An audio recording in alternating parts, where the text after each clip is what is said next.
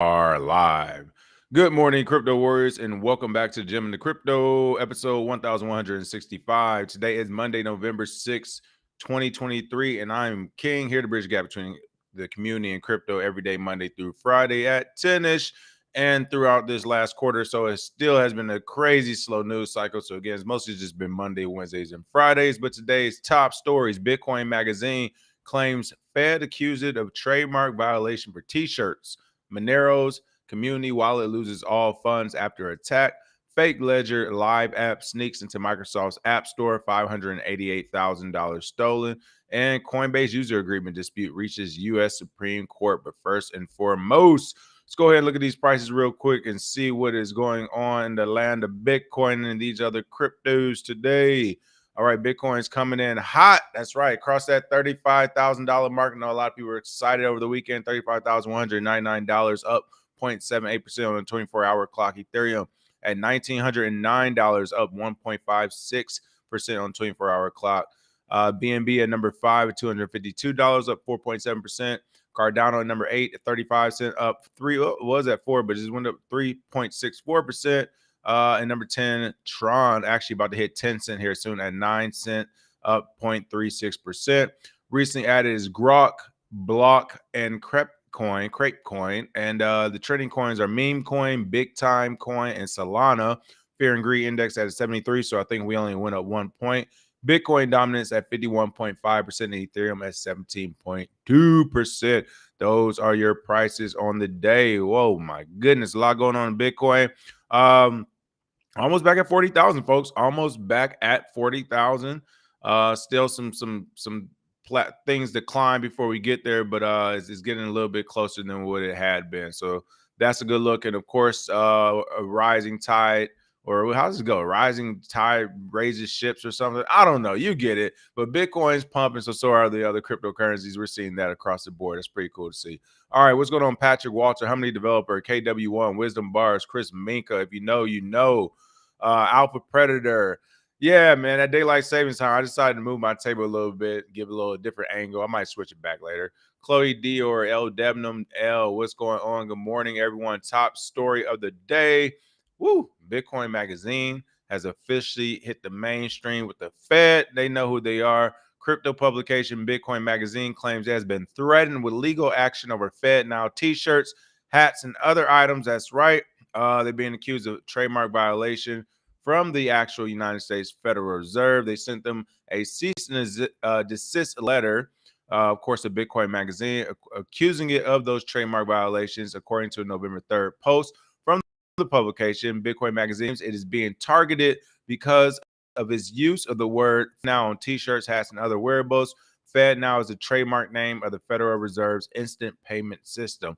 I mean, hey, you can't be mad at Bitcoin Magazine, especially if it's going to be like a government-backed thing. If you think they're crazy, wait until like everyone gets it. It's going to be Fed Now t-shirts all through the neighborhoods here soon. But that's pretty funny to see that they're actually sending them a cease and desist letter and going after them. For one, for Bitcoin Magazine, hand clap to them, because that shows you how big you actually are. Like, you're big enough to where the U.S. Federal Reserve is like, hey, stop trying to copy us. Like, believe me, if I were to actually post on our channel, like, the Federal Reserve t-shirts and all that Fed Now t-shirts and stuff, they wouldn't say anything to me. Okay, they're not paying any attention to me. So Bitcoin Magazine, that is an accomplishment of itself.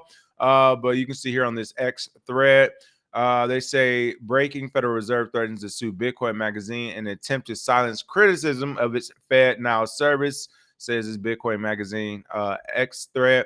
The U.S. Federal Reserve is threatening to sue Bitcoin Magazine, alleging apparel that parodies its Fed Now system is not protected speech, but copyright infringement. I haven't seen all gear, so we're seeing it now right here.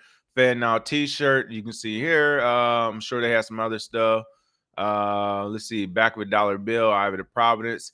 Like, yeah, it could be seen as a parody, and I get where Bitcoin Magazine is coming from, but also, come on, Bitcoin Magazine. They know they're smart. Whatever. You got to do what you got to do for the government. I'm all for self-regulation, but Fed Now was like, hey, we're not going to be teased by a publication of your size. Again, take it as a compliment. You're probably not going to be able to get away with the parody thing. We're just doing some parodies No, they're taking it pretty serious. And hey, at least that means what you all say actually matters. But again, you can see this one with Fed now with the O having been replaced with the image of an I, kind of saying that they're watching. And yeah, in a way, this is infringement, but also it is a parody. But it looks like the U.S. Federal Reserve is going to the courts. They've already cried to mommy and daddy nanny state for some help. They said this isn't fair. Can you imagine that? You're literally a private company that supplies the United States and the world at large its capital, and you're complaining about somebody copying your name for t-shirts. Hilarious. You gotta love it. You gotta love it. Let's see. What do we have in these comments? Chris Minka said no real sellers left in Bitcoin, and late smart money is creating a buy wall under 33K and chasing higher. There we go. Rising tide lifts all boats. There we go. I should know that. I was in the Navy. I'm just messing up. What else do we have? I thought it was CBS. LOL. It does kind of like CBS. Only Bitcoin Magazine has had this happen to them. Not even Alex Jones. They are over the target for sure. Price Cobb said parody is a fair use. Bitcoin Magazine shirts would seem like satire. Hey, that's fair. That's fair. All right. What else do we have going on news? This is a scarier story here, but Monero was actually in the news, or at least the community wallet, which has lost all its funds after an actual attack. That is right. Let me pull this up here. A security breach has resulted in the loss of 2,675.73 XMR from Monero's community crowdfunding wallet. The cause and source of the breach remain unidentified. Of course, probably someone was in on it. That's how it usually goes down. But a recent attack compromised Monero's community crowdfunding wallet, wiping out its entire balance of 2,675.73 Monero, worth nearly $460,000. It looks like the incident took place on September 1st, but was only disclosed on GitHub on November 2nd by Monero developer Luigi. According to him, the source of the breach has not been identified yet. That's hilarious. I wonder if it was him or somebody he knows, because you reported 2 months later and it's just like, did you think the money would be back by then? That's what it sounds like to me, just off the top. It's like, oh yeah, it took us 2 months to tell everybody, but we've been knowing this happened. Well, did you do it and think in a month and a half, and 60 days, 30 days, the money will be back, no harm, no foul? And now that it didn't happen, we have to make an announcement. I don't know. It's kind of weird. But the CCS wallet was drained of, again, that same number, the entire balance, 2,675.73 XMR on September 1st, 2023, just before midnight. The hot wallet used for payments to contributors is untouched. Its balance is 244 XMR. We have thus far not been able to ascertain the source of breach. Wow, it looks like this attack, as they said, is unconscionable, as they've taken funds that a contributor might be relying on to pay their rent or buy food. Noted in the thread, Monero's developer Ricardo Fluffy Pony, I can never pronounce his last name, Spagni, or whatever. Looks like Luigi and Spigny were the only two people who have access to the wallet seed phrase. According to Luigi's post, the CCS wallet was set up on an Ubuntu system in 2020 alongside Monero node. I can never say that either. Wow. So this is unfortunate. Again, two people had access to it. We know if Pony got paper. All right, he rich. That only leaves one real suspect, like I said. But seriously, I hope they figure out what happened. They said it could be related to ongoing attacks and compromise of keys since April. But again, this one I would have to say probably came, if it didn't come directly from one of those two people themselves, it came from some of their information, as in they might have been hacked. And that seed phrase or those passwords or those keys may have been leaked from their actual hack, from those persons themselves. But again, only two people knew it, and it is officially gone. $460,000 known about since apparently September 1st, but reported here in November. Unfortunate to see. You all let me know in the comments what do you think happened. I know some of you all look at Monero a lot closer to me, so you let me know what happened. They say S1 Dubs going on, said they just need to move the word now under the word Fed. Oh, that's true. If they put the Fed now instead of right next to it, they put it under. He's saying that's an entirely different word. That's true. That is true. They create money ensuing. Weirdo alert. Of course, of course. Let's see. Spank them likes. That is right. A year ago today, Bitcoin price was 21,200. Everyone said it's going to 10K when it was 15,500.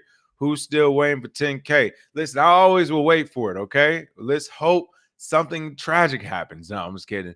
Let's see. The CFTC just sent me a letter to register as a large trader right after I started trading futures on Coinbase. Wow, power of 9. You are officially a whale. Good job. You're officially a whale. Man, look, that's my thing about Coinbase and these futures and trades and that type of stuff. You officially become a player in the you like we're forgetting in this crypto space what a lot of money in these percent swings are considerably large to the traditional side of the house and the government. Anything more than 5% swing is great. Okay. And we're getting that today from some projects.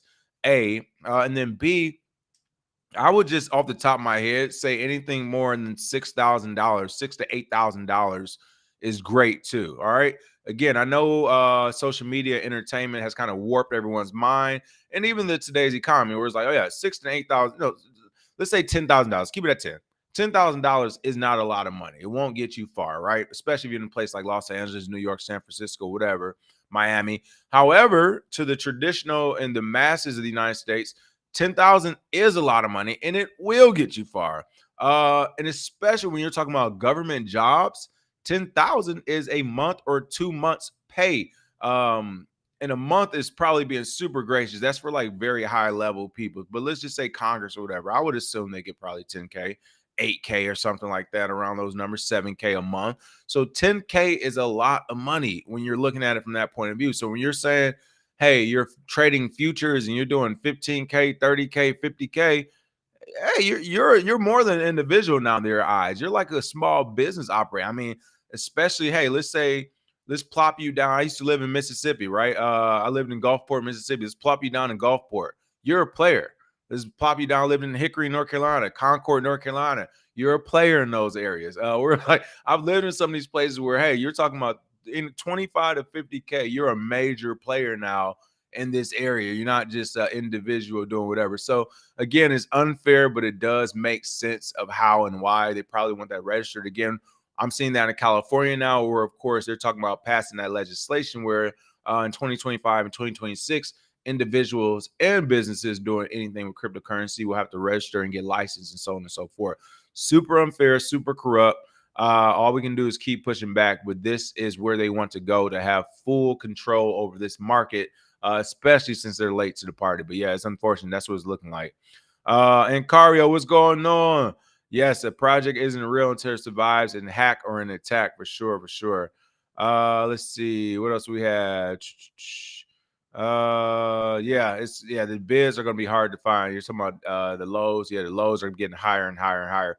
Listen, only thing I'll say is again, a black swan event has always changed things, folks. No one guessed COVID was coming, and like literally, no one knew COVID was coming. Right? Bitcoin was tracking as it was tracking. COVID came, and I think Bitcoin dipped to like at as low as 3K or 5K or someone just correct me. I think it was about 3 or 4K when it had like that drastic dip from like 20,000 or something. So something no one saw coming. Right? Again, that's nothing you can rely on happening, of course. But to me, that's like really the only major thing that could drive the price seriously low. It had to be something. And again, people were forgetting too. We should be on the up and up. Okay. We got the happening coming. It's election season. It's election season. We got an old incumbent. I mean, it's just a lot of stuff going on. Okay. So who knows what could happen? Who could be elected here in the United States? What type of geopolitical theater we see ourselves in after the election. Again, we might be getting someone here who no one in the United States expected or the planet expected or could be mentally and socially ready for. Like if we get in a candidate and a president that, again, no one expects is a three-headed president who speaks 19 different languages and walks on his hands or something, okay, whatever. And the world isn't ready for that and they see it as a sign of weakness, this whole trajectory changes, okay? So again, a lot could happen, but seriously, I would say start paying attention to 2025, 2024, 2025, 2026 as some years to definitely cash out, buy yourself some of the bigger things, and then go back hard into Bitcoin as well. Let's see. Has anyone heard anything else about Kraken Bank or any crypto bank charter? I don't know about Kraken Bank, but Kraken in general, I mean, unless you're just being funny with them, we know they're part of the government officially. I mean, they're definitely a part of the government. $3,800 COVID dip for about 20 minutes. No, it wasn't no 20 minutes. It was about a good 4 days at least. It was some days it was down, I think. I'm pretty sure it was down some days. March, April 2024. Bitcoin ETF plus the election cycle plus happening plus SBF sentencing plus Trump in court. Yeah, it's gonna get pretty interesting. All right, what else we have going on? Fake ledger. This is unfortunate, but it's something we definitely have to report on to make sure you're aware. There's a fake ledger spotting. Fake ledger live app sneaks into Microsoft's App Store, and $588,000 is stolen. This is crazy. You talk about an actual project's community chest getting stolen there in Monero.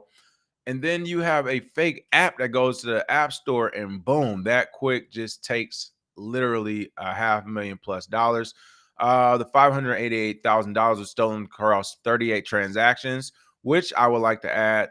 It's not a lot of transactions, people. So again, people are forgetting how much capital they have and what's actually considered a lot of money. Like this is a lot of money.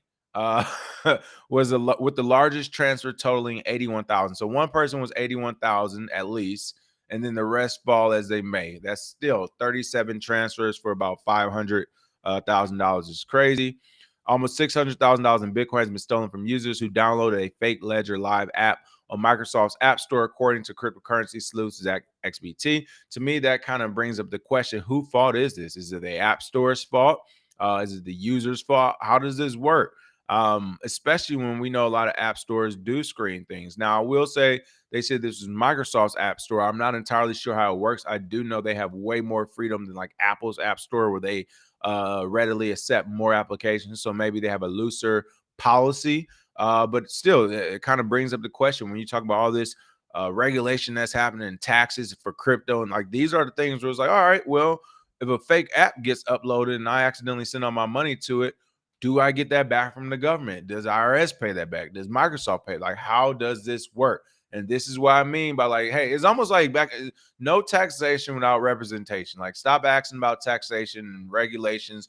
I don't want to hear it unless you're coming solutions first. You should be coming with, hey, we heard about fake apps being a problem. This is what we did as a solution. Since we've been doing this, we need more capital. Like, our government is operating from this point of view where they need capital from us to start working. They already get tax money. They already have the money. They need to start working, provide solutions, and then say, this is why we need additional funding. I know that was just a sidebar, but I had to say it. But the on-chain analyst spotted the scam Ledger Live Web 3 on November 5th, which is tricking users into thinking that they're downloading Ledger Live, a user interface for Ledger hardware wallets to store crypto offline. Approximately 16.8 Bitcoin worth, like I said, 588,000 has been received by the scammer across 38 transactions using the wallet address they listed here. According to blockchain.com, about $115,200 has left the scammer's wallet across 2 transactions, leaving it with $473,800 or 13.5 Bitcoin. So they've already taken the money out and got to spending. I mean, again, it's crazy how this is still a thing and this works. But it's a thing that works. So fake apps, make sure you're always on the lookout of the correct app. You can never check enough. Check their X, check their website, check their Facebook. Like, you can never check and recheck and triple check enough in this space. So again, be on the lookout for that. But again, that was a fake Ledger Live app that was in the Microsoft App Store. All right, last but not least, this was a very interesting story. It kind of shows we're moving forward in the industry. I will say, again, talking regulation and taxes, this is something that would actually be worth it. If you don't know, as of now, everything goes through arbitration for the most part. I've been through this, or I would say I've been through a taste of this with a company in this space that essentially did some dirty shit. You know, they weren't doing their jobs, they were negligent, then they changed their terms of service overnight, then they put us in front of a lawyer, right? So this is how it works. The arbitration, they say this is in their terms of use. Basically, all the crypto sites, even though it's like it's loose backing, you can still take them to court. It's super loose, but essentially, like on the website, it's like, if you use this website, you can't sue us or take us to court or do anything like that.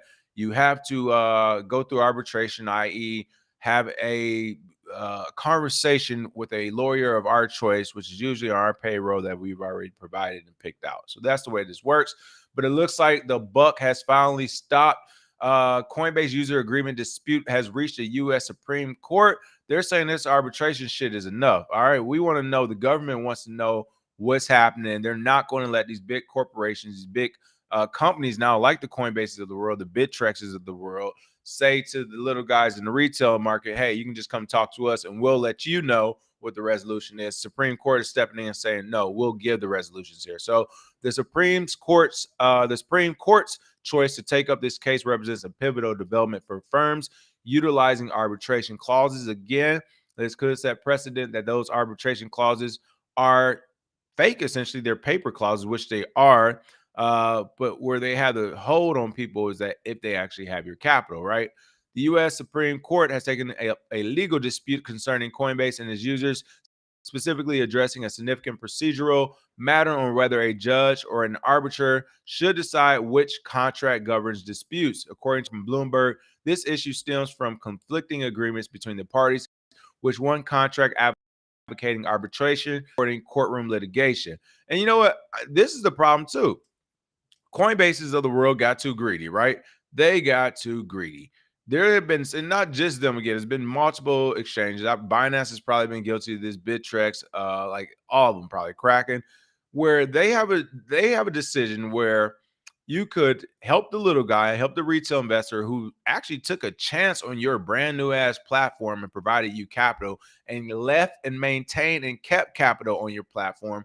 You could do the right thing and usually give them a very small portion of capital or refund whatever crypto on the account or whatever. Make things right with that small individual and things will just be of the past. If anything, they'll be riding for you even harder and screaming out your platform and gang banging your platform like they do every other crypto out here. But no, exchanges and these large platforms instead, unfortunately, say, no, arbitration. We're going to try to crush you. We're going to take everything you got. We're not going to leave you with anything. Good luck to you. Bye, be gone. We don't need you as a customer.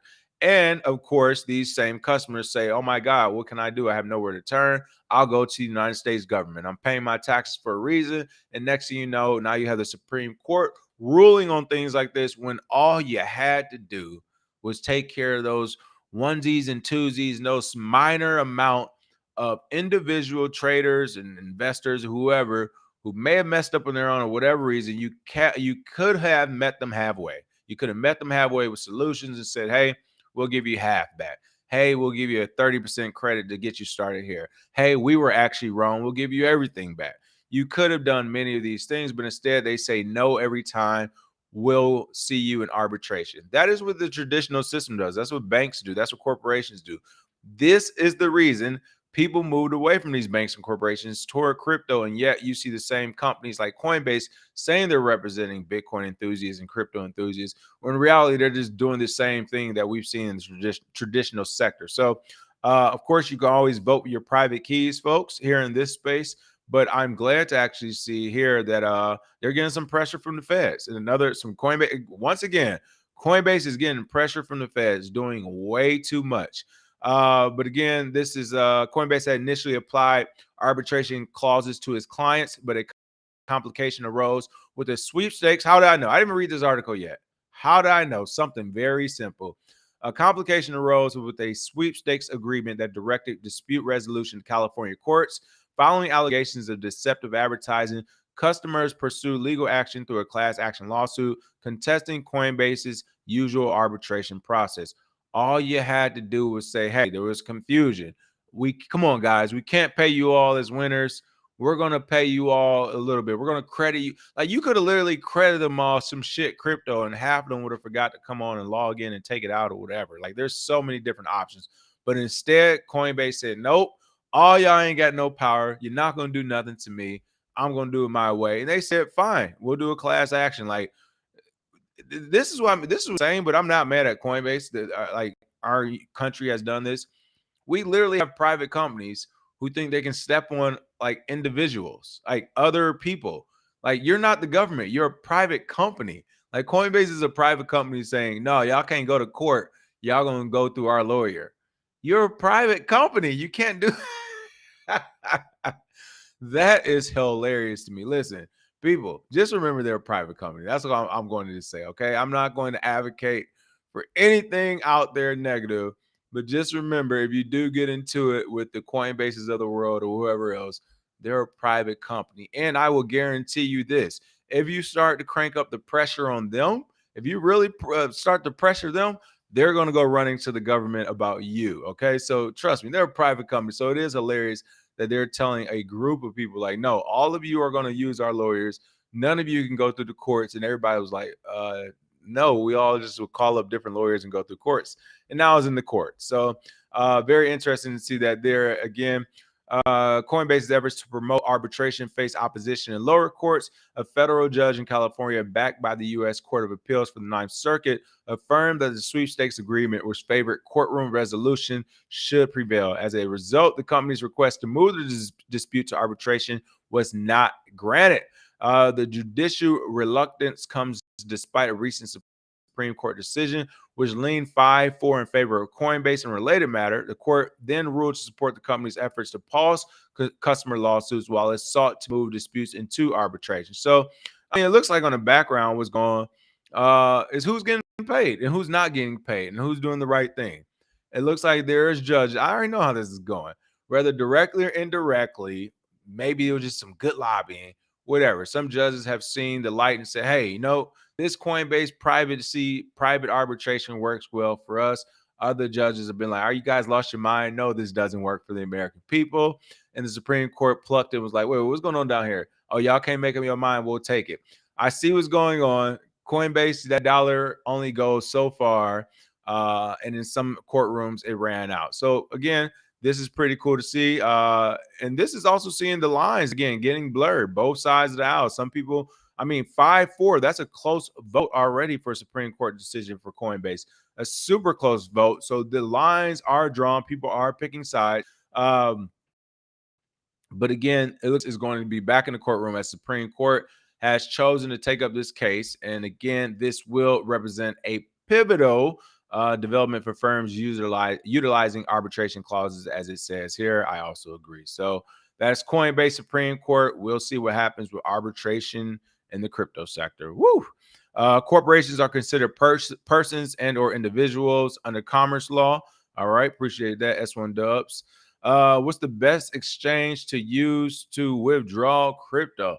Again, if you can find a person, that's always great. But Gemini still does a good job of withdrawing. I'm assuming that they'll be going under the law of the government here in the next few years as far as providing all that data. So whatever, it will be what it is. Coinbase does a decent job depending on the amounts. And then again, I would still say try persons for the most part. Let's see. I'm trying to see the last few comments. Les Square, what's going on? Jersey in the house. There we go. XRP going to pay some millions this week to the SEC. People don't realize that ICO is a security sale, but then it will be cool. So can't wait to see what happens with that. There's a lot of back and forth saying, will they be paying like anything? If so, how much? I don't know. My thing was they kind of been slapping them in court. I would think they try not to pay anything, but to brush this thing under the rug and push it forward, I can see them also also paying as well. So we'll see what happens. All right. Let's see. Other than that, that is the show for today. I'm trying to make sure what else we got going on. All right. That's it. That is it for today. Smash that like and share. Again, this news cycle has been super slow. Unless I wake up tomorrow and they're talking about Bitcoin ETF and the price is at 60K or something. Again, we'll be back on Wednesday. Smash that like and share. I'll see you all then with some more news. Podcast will be updated